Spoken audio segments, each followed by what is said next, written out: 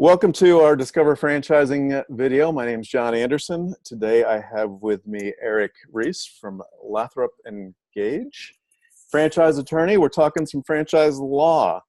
Welcome, Eric. Hello, thank you. You got it. You got it. Hey, we like to keep these short and simple and real high level, so let's get right into it. Good. As a franchise attorney, unique viewpoint from some of the rest of us. What's your view on the state of franchising and current opportunities for people today? So franchising is a way, when done correctly, when done right.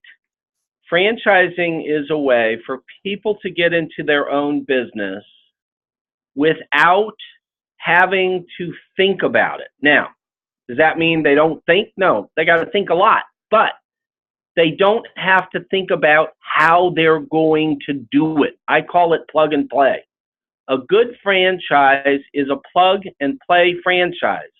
The franchisor has figured out what marketing works. The franchisor has figured out where you should put your business. The franchisor has figured out who buys your products and services. The franchisor has figured out how you price your products and services, and many, many, many other things that make up what we call a franchise system or a business system.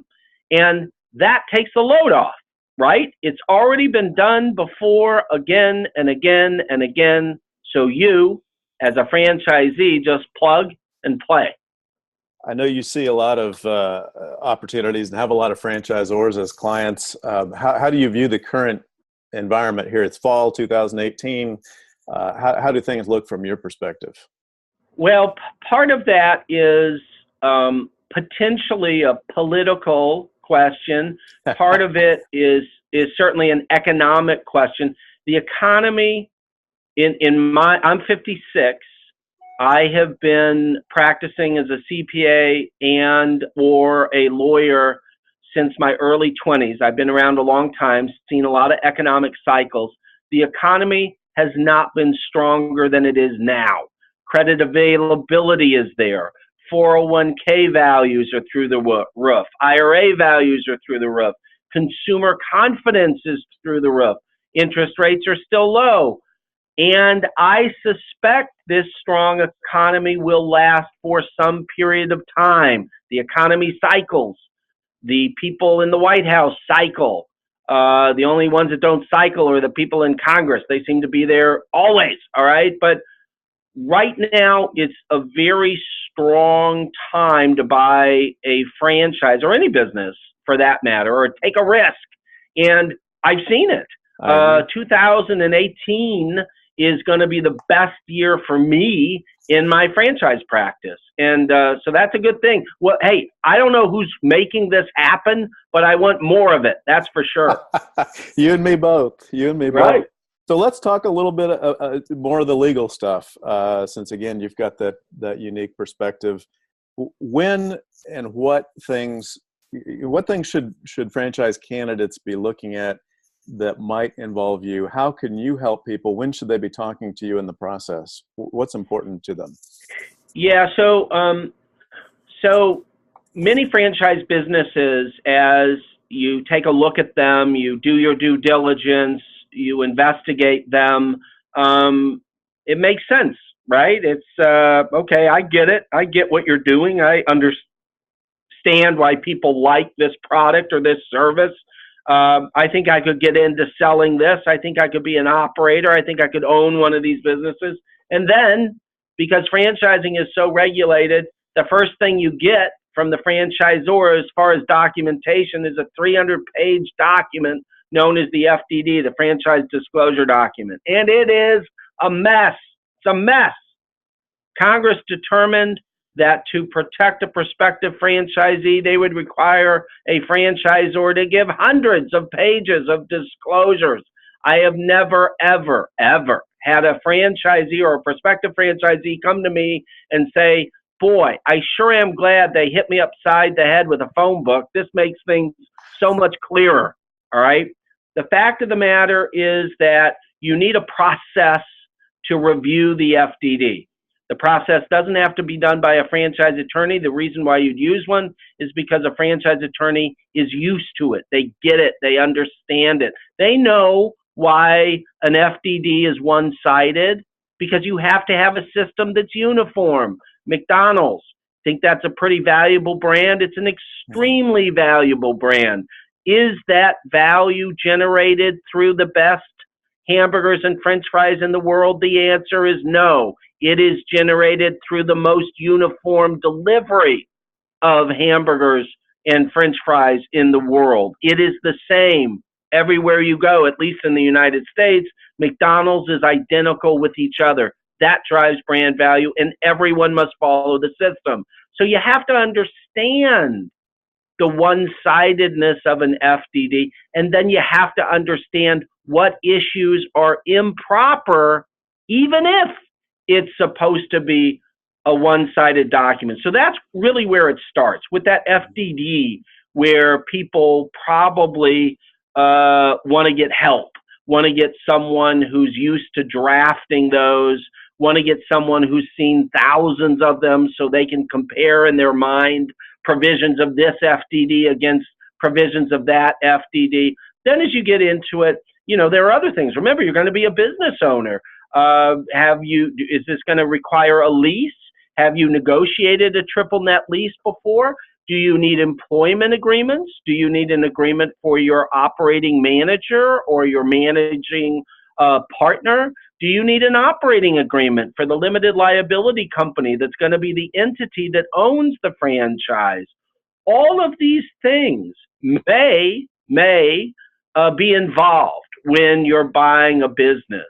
And so don't go to LegalZoom, okay? Everybody seems to say, oh, well, I'm going to go to LegalZoom because they're idiots, okay? It's like building a rocket ship, all right? You ever see the one with the astronauts? They're sitting on top of the rocket ship and they're about ready to launch to moon. And they said, we're sitting upon a $100 million piece of property built by the lowest bidder, okay? Don't go to the lowest bidder. Go to somebody who knows what they're doing.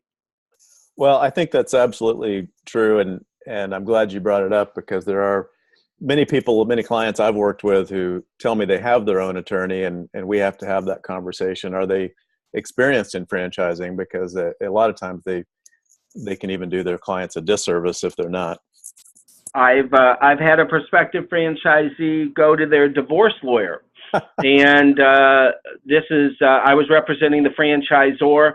I gave them a franchise agreement, not the FDD. The franchise agreement is the binding document that is contained in the FDD.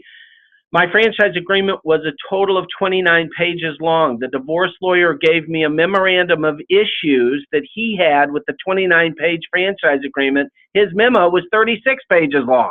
All right, so his memo was longer than my franchise agreement. And the net result was we didn't award a franchise to that prospect, because we figured his lawyer is going to be his lawyer after he buys, just like he was his lawyer before he bought. So we thought, well, this guy's going to be a pain in the you-know-what. So we didn't sell him a franchise, you know? I've seen it too. Yep. Well, to wrap up this video today, do you have any advice that you would give? This is going to be targeted mainly to people who are just getting started in the process, trying to learn about franchising. If somebody was considering getting started in franchising, what would you tell them to look for, to work on, to focus on, all those things? Well, one thing, and I'm not just blowing smoke, John, you got to have a consultant to help you. Someone with franchise experience, preferably someone who knows the right due diligence to do. You got to look at several, okay? Don't just get, you go for a purchase that's much smaller than a franchise. You're looking at several. You're looking at several places for a pair of shoes. You're looking at several places for a sports coat. Why wouldn't you look at several places for a franchise? Right. And ultimately, you've got to, do that 3-question analysis.